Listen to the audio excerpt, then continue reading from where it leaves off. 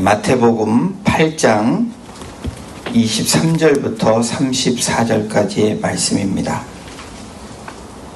제가 가지고 있는 신약성경 12페이지에 있습니다. 마태복음 8장 23절에서 34절까지 저희 같이 합독으로 말씀 같이 읽겠습니다. 배에 오르심에 제자들이 따랐더니 바다에 큰 놀이 일어나 배가 물결이 덮이게 되었으되 예수께서는 주무시는지라. 그 제자들이 나와 깨우며 이르되 주여 구원하소서 우리가 죽겠나이다. 예수께서 이르시되 어찌하여 무서워하느냐. 믿음이 작은 자들아 하시고 곧 일어나서 바람과 바다를 꾸짖으시니 아주 잔잔하게 되거늘 그 사람들이 놀랍게 여겨 이르되 이가 어떠한 사람이기에 바람과 바다도 순종하는가 하더라. 또 예수께서 건너편 가다라 지방에 가심에 귀신 들린 자 둘이 무덤 사이에서 나와 예수를 만나니 그들은 몹시 사나워 아무도 그 길로 지나갈 수 없을 지경이더라. 이에 그들이 소리질러 이르되 하나님의 아들이여 우리가 당신과 무슨 상관이 있나이까. 때가 이르기 전에 우리를 괴롭게 하려고 여기 오셨나이까 하더니 마침 멀리서 많은 돼지떼가 먹고 있는지라. 귀신들이 예수께 간구하여 이르되 만일 우리를 쫓아내시려면 돼지떼에 들여보내주소서 하니 그들에게 가라 하시니 귀신들이 나와서 돼지에게로 들어가는지라. 온 떼가 비탈로 내리다라 바다에 들어가서 물에서 몰사하거늘 치던 자들이 달아나 시내에 들어가 이 모든 일과 귀신 들린 자의 일을 고하니 온 시내가 예수를 만나려고 나가서 보고 그 지방에서 떠나시기를 간구하더라. 잠잠하라 그리고 가라라는 제목으로 오늘 본문을 통해서 하나님 말씀 나누겠습니다. 오늘 본문은 예수님께서 두 가지 사건을 다루고 계시는데요. 하나는 풍랑을 잔잔케 하시는 그 사건과 또 하나는 가다라 지방에서 광인에 미친 귀신 들린 자들을 치유하시는 사건이 오늘 저희가 읽은 본문의 내용입니다. 이 두 가지 사건의 공통점을 우리가 생각해 본다면 예수 그리스도의 권세입니다. 만물, 자연을 다스리시고 악한 영을 다스리시는 우주 만물의 권세가 있으신 예수 그리스도에 대한 이야기입니다. 마태복음 8장이 이제 오늘로 마무리가 되는데 예수님의 치유 사건들에 대해서 많이 이야기가 나오죠. 나병 환자를 치유하시는 사건의 이야기가 있습니다. 또 백부장의 하인을 치유하시고 또 베드로의 장모를 열병을 낫게 하시는 그런 치유의 장면들이 8장에 그렇게 기록되어 있고 그 후에 오늘 저희가 읽은 본문의 내용들이 나옵니다. 마태복음 8장 23절 24절에 이렇게 시작을 합니다. 배에 오르심에 제자들이 따랐더니 바다에 큰 놀이 일어나 배가 물결에 덮이게 되었을 때 예수께서는 주무시는지라. 제자들이 예수님을 따랐음에도 불구하고 오늘 성경이 그러죠. 제자들이 따랐더니 어떤 일이 일어납니까? 예수님을 따랐음에도 불구하고 위기를 만날 수 있는 그런 팩트를 오늘 본문을 통해서 우리에게 제시해 줍니다. 여러분도 그러시죠? 예수님 따라서 말씀 따라서 열심히 살지만 우리에게 일어나는 일은 좋은 일만 일어나는 일이 아니라는 거예요. 때로는 우리가 생각하지 않은 광풍을 만나기도 하고 어려운 일들을 만나기도 합니다. 신앙의 길이 이런 길이라는 것을 우리에게 말씀합니다. 예수님을 따라 사는 삶에도 폭풍은 찾아온다라는 거예요. 그러나 그 배에 누가 함께 타고 있는지가 오늘 또한 중요한 우리가 관찰할 수 있는 관점입니다. 이 풍랑 사건을 통해서 우리에게 주는 교훈이 무엇입니까? 제자들 상당수 베드로, 안드레 그리고 야고보와 요한 이 네 사람이 4분의 1이 전문가들이 예수님과 함께 이 배에 타고 있습니다. 바다에서 뼈가 굵은 이 베테랑입니다. 어떤 상황도 많이 경험했던 그런 어부들이 함께 타고 있습니다. 전문가들이 배에 있음에도 불구하고 폭풍우를 만난 이 제자들이 뭐라고 반응을 하고 있습니까? 우리 8장 25절을 함께 같이 읽어보겠습니다. 그 제자들이 나와 깨우며 이르되 주여 구원하소서 우리가 죽겠나이다. 평생 바다에서 살았던 어부들이 있었음에도 불구하고 우리가 죽게 되었다라고 외치는 장면이 25절에 기록되고 있습니다. 이 의미는 어떤 의미냐면 지금까지 경험해보지 못한 풍랑을 만드는 겁니다. 경험을 쭉 봐도 이런 풍랑이 처음이라는 것을 우리가 추측해 볼 수 있습니다. 그리고 예수님을 깨우면서 이렇게 말합니다. 주여 구원하소서 우리가 지금 죽게 됐습니다 라고 이야기를 하는 거예요. 여러분, 주여라고 우리가 기도하며 주님을 부를 때가 있습니다. 저와 여러분들이 당연히 그래야 됩니다. 그런데 동시에 죽음이라는 공포가 이 제자들을 압도하고 있습니다. 그러한 제자들을 오늘 본문에서 우리가 만나보게 됩니다. 이는 우리들의 모습을 그대로 우리의 삶의 모습을 나타내고 저와 여러분들의 모습을 적나라하게 드러내는 오늘 본문의 내용이기도 합니다.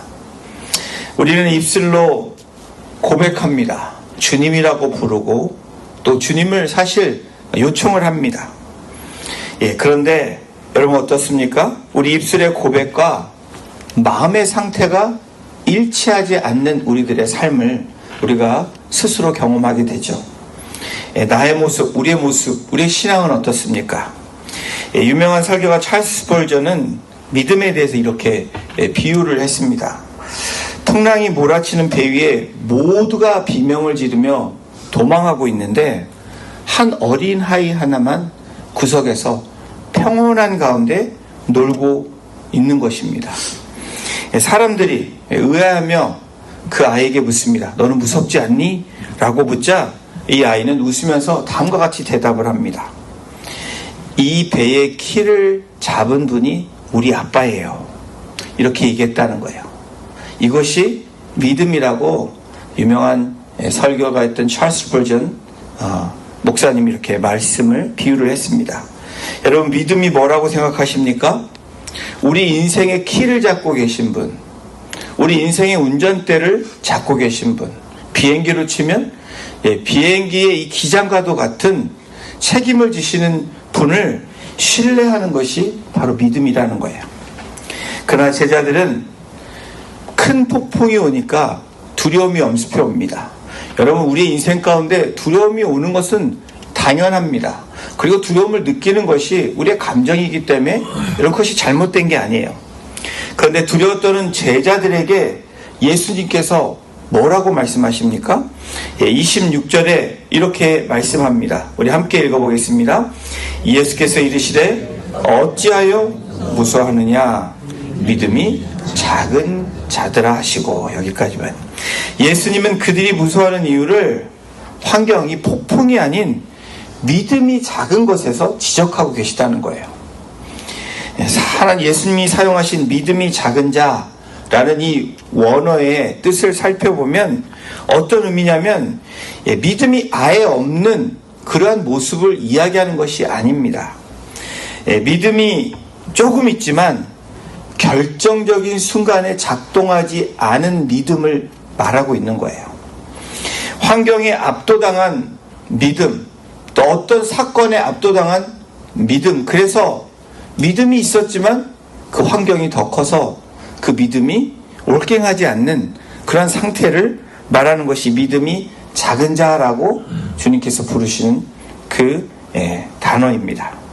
여러분, 믿음이 작은 자의 세 가지 특징은 뭐냐면 초점을 어디에다 두고 있느냐라는 거예요. 풍랑 속 제자들은 함께 계신 예수님보다는 그 기적과 이적을 나타내시고 메시아이신 예수님보다는 사건을 크게 보고 있다라는 거예요. 예수님보다 풍랑이 더 크게 보는 그것을 바라보고 있었다라는 겁니다. 이것이 믿음이 작은 자라고 말씀하시는 주님의 꾸짖으심이기도 합니다. 또한 제자들은 예수님이 기적을 행하시는 분임을 머리로는 알았지만 이 마음으로, 믿음으로 고백하고 살지 못했던 모습을 우리가 보게 됩니다. 정작 자신이 위태로워지니까, 어려워지니까 그 지식을 알고 있었던 것을 삶으로 연결시키지 못했다라는 거예요. 그리고 또 하나 오늘 이 본문을 통해서 작은 믿음의 특징은 오늘 이 제자들을 통해서 우리에게 보여주시는 것은 무엇입니까?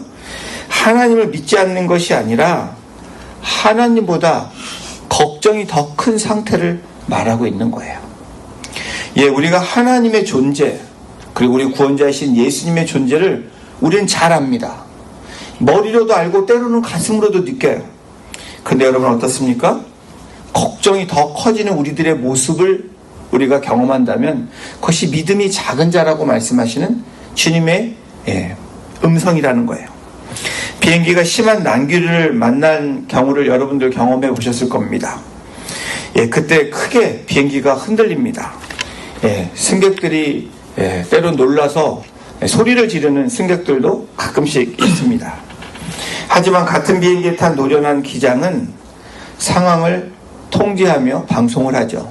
평온을 유지합니다. 비행기가 흔들린다고 해서 결코 추락하는 것이 아니라는 거예요. 누구보다도 이 기장은 이 상태를 잘 알고 있습니다. 믿음이 작은 자는 흔들림에 집중할 수밖에 없습니다.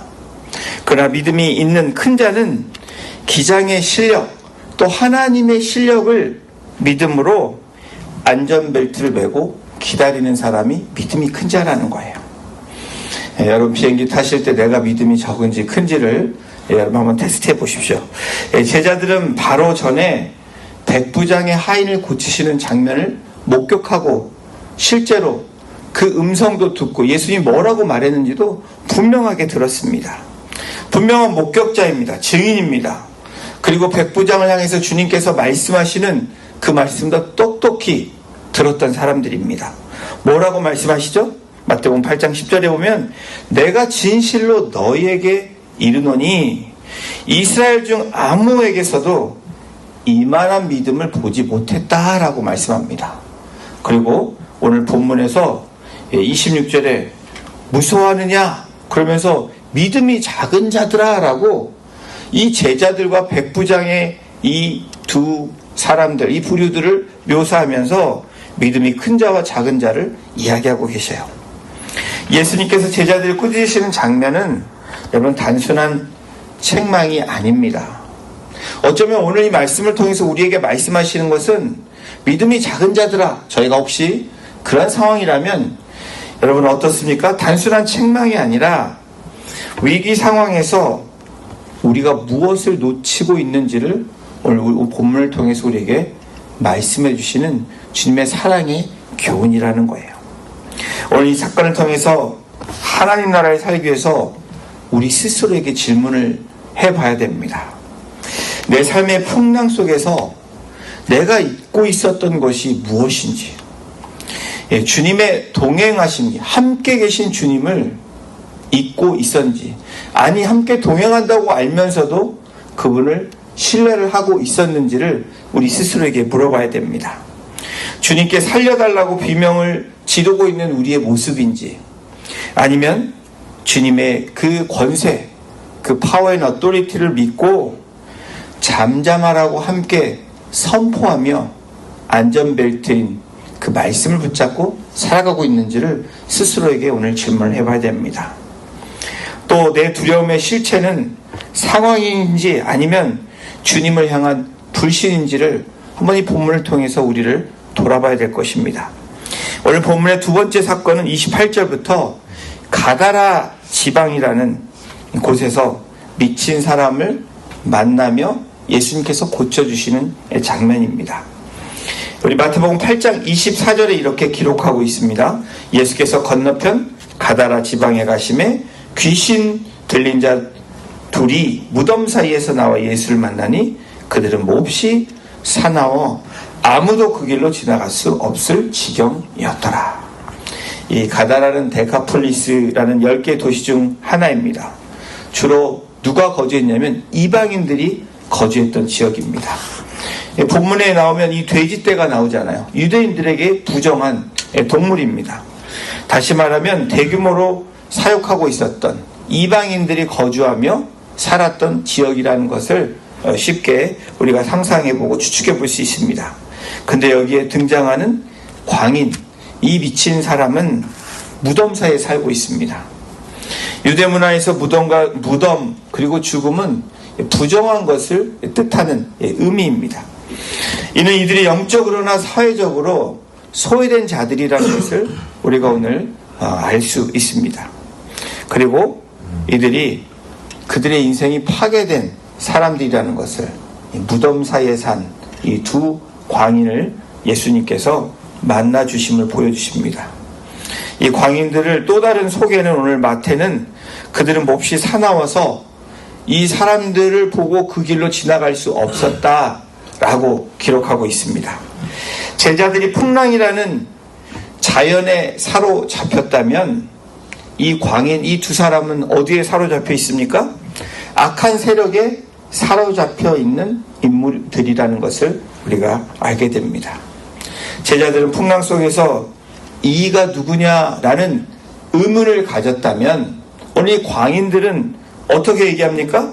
예수님을 보자마자 하나님의 아들이라고 외치는 장면이 나옵니다. 그것이 마태복음 8장 29절입니다. 우리 함께 29절 읽어보겠습니다. 이에 그들이 소리질러 이르되 하나님의 아들이여 우리가 당신과 무슨 상관이 있나이까? 때가 이르기 전에 우리를 괴롭게 하려고 여기 오셨나이까 하더니, 때가 이르기 전에 우리를 괴롭게 하려고 오셨습니까? 라고 귀신들, 이니 광인들이 지금 예수님께 이야기를 하고 있는 장면입니다. 이 악한 영들이 누구보다도 예수 그리스도가 누구인지를 분명하게 알고 있다는 거예요. 분명하게 밝히고 있다는 겁니다. 때가 이르기 전에 하나님의 때, 이 마지막 때는 어떻게 됩니까? 악의 세력들이 완전히 소멸되는 그 때를 이야기합니다. 이에 귀신들이 예수님께 뭐라고 요청하고 간청합니까? 31절에 보면 귀신들이 예수께 간구하여 이르되 만일 우리를 쫓아내시려면 돼지떼에 우리를 들여보내주소서라고 하나님의 아들이시고 하나님이신 예수님께 요청하는 장면이 나옵니다.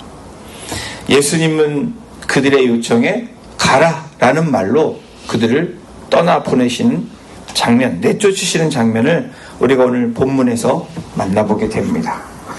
귀신들이 들어간 돼지떼가 비탈로 내리달아서 모두 빠져 죽습니다. 이 마가복음, 이 공간복음인 마가복음, 누가복음을 보면 이 마가복음에 그 숫자가 나오는데 2,000마리 이상의 돼지떼가 죽었다라는 그 기록을 마가복음에서는 숫자를 기록하고 있습니다. 여러분, 돼지 2,000마리면 엄청난 경제적인 손실입니다. 이 사건의 가장 충격적인 부분은 치유된 사람들을 본 마을 사람들의 반응입니다. 두려움과 거부하는 마을 사람들을 오늘 본문에서 만나보게 되죠. 귀신에게서 자유해진 이웃을 보고 기뻐하는 대신에 경제적인 손실과 두려움에 사로잡혀 있는 이 마을 사람들을 우리가 오늘 본문을 통해서 보게 됩니다. 그러면서 그 지방에서 떠나달라고 예수님께 요청하는 장면이 나와요. 오늘 본문에 나타난 이 두 가지 사건, 풍랑을 잠잠케 하시는 사건과 그리고 귀신 들린 자를 내쫓으시는 그 치유의 사건들을 우리가 보면서 우리에게 무엇을 말씀하십니까? 예수님은 우리 삶의 외부적인 환경뿐 아니라 내면의 영적 전쟁, 그리고 우리의 마음의 질병까지 모두 다스리시는 만유의 주, 치유하시는 하나님이시라는 것을 우리에게 분명하게 다시 한번 밝히고 계시다는 거예요. 예수님은 갈릴리의 풍랑을 뚫고 굳이 이방 땅까지 오셔야 되는 이유가 없으셨습니다. 그럼에도 불구하고 이 광인들을 고쳐주시기 위해서 배를 타고 풍랑을 만나서 오셨다라는 사실이에요. 여러분, 그 목적이 무엇일까요? 우리에게 주는 목적은 무엇입니까? 작은 목자, 제자의 삶은 이 영혼들을 구하기 위함이라는 주님의 제자들에게 보여주시는 어떤 장면일 겁니다. 사랑하는 성도 여러분, 폭풍보다 크신 분이 저와 여러분들의 우리 인생의 배에 타고 계시다는 거예요. 여러분 믿으십니까? 우리에게 광풍이 불 수도 있고 때로는 생각지 못한 일들을 우리가 만납니다.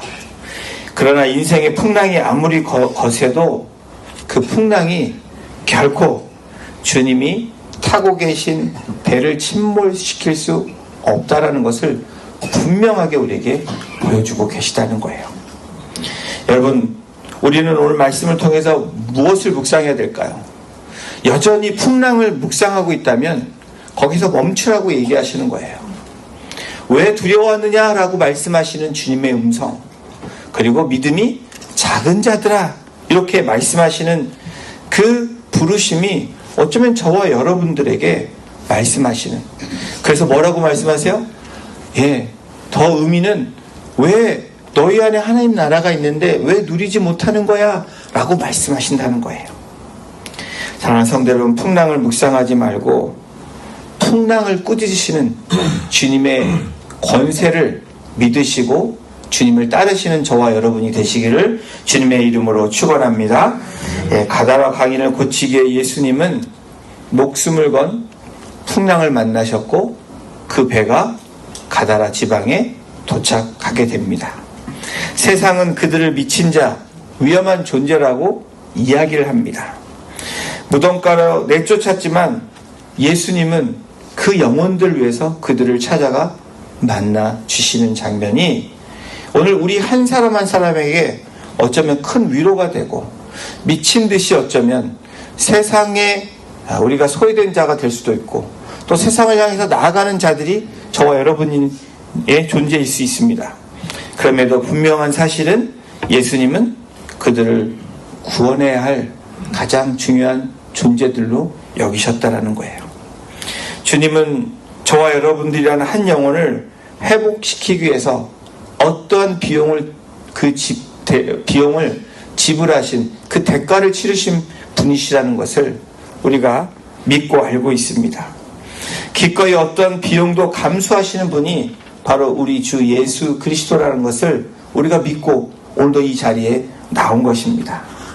세상이 저와 여러분들을 포기하고 무덤가에 혹시 던져졌을지라도 그런 상태와 느낌을 받을지라도 예수님은 어떻게 하신다고요? 반드시 그 풍랑을 건너서 우리를 만나 주신다는 사실입니다. 여러분, 주님은 단 한 사람을 구원하기 위해서라도 자연의 법칙을 거스르고 위험한 바다를 건너셨다라는 분명한 사실이 오늘 본문에서 우리에게 말씀해 주고 계십니다. 우리를 향한 주님의 사랑은, 또 우리를 향하고 다른 이웃을 향한 주님의 사랑은 주님은 가성비를 따지지 않으시는 분이라는 거예요. 가다라 사람들의 비극은 기적을 보고도 예수님을 쫓아낸 안타까운 그러한 사람들이라는 것을 우리가 보게 됩니다. 그들은 귀신이 나간 이웃의 얼굴보다 바다에 빠져 죽은 이 돼지떼의 마음이 더 갔던 거예요. 사랑하는 성도 여러분, 오늘 무엇을 우리가 봐야 될까요? 물질 혹은 이런 광풍을 만나는 것, 그것에 눈이 멀면 예수님이 옆에 계시는데도, 메시아가 오셨음에도 불구하고, 오늘 주님이 저와 여러분들과 함께하기를 원하심에도 불구하고 우리가 하나님을 밀어내는 어리석은 그런 판단과 결정을 하고 살아가게 된다라는 거예요. 오늘 이 마태복음의 이 8장의 말씀을 통해서 저와 여러분들이 어떻게 해야 됩니까? 우리 곁에 계시고 우리 안에 계시고 우리 함께 하시는 예수 그리스도, 또 하나님의 말씀이, 성령님께서 우리와 동행하신다는 것을, 그분을 의지하면서 나아갈 때 광풍이 우리에게 두려움이 아니라 주님이 역사하시는 그 사건의 현장이 될 수 있고, 우리가 한 영혼을 바라볼 수 있는, 그래서 주님의 나라를 누릴 수 있는 그런 놀라운 은혜가 우리 성도님들 삶 가운데 일어나기를 주님의 이름으로 축원합니다. 기도하시겠습니다. 주님, 내 삶에 폭풍이 일 때 파도를 보며 절망하지 않기를 원합니다. 내 인생의 배에 키를 잡으신 분이 선장이고 기장이신 우리 주 예수 그리스도를 바라보며 우리의 감정이 때로는 두렵고 놀라고 어려운 일을 만나는 그런 감정에 우리가 휘몰아칠 때에도 우리 안에 계시고 우리 함께 하시는 그 주님을 바라보며 말씀을 의지하며 나아가는 그러한 믿음의 고백, 그래서 천국을 누리며 살아가는 하나님의 백성이 되기를 주님 소원합니다. 내 삶에 찾아오신 주님을 기쁨으로 우리가 맞이하는 매일매일의 삶이 될 수 있도록, 그래서 하나님의 말씀대로 살았을 때 나타나는 그 결과를 통해서 또 우리의 과정을 통해서 하나님께 열매를 올려드리는 믿음의 고백과 믿음의 삶이 될 수 있도록 우리를 주장하여 주시고 우리의 가정과 공동체와 우리의 삶을 인도해 주시기를 간절히 간구하며 우리 사랑하시고 구원하신 예수님의 이름으로 감사하며 기도드렸습니다. 아멘.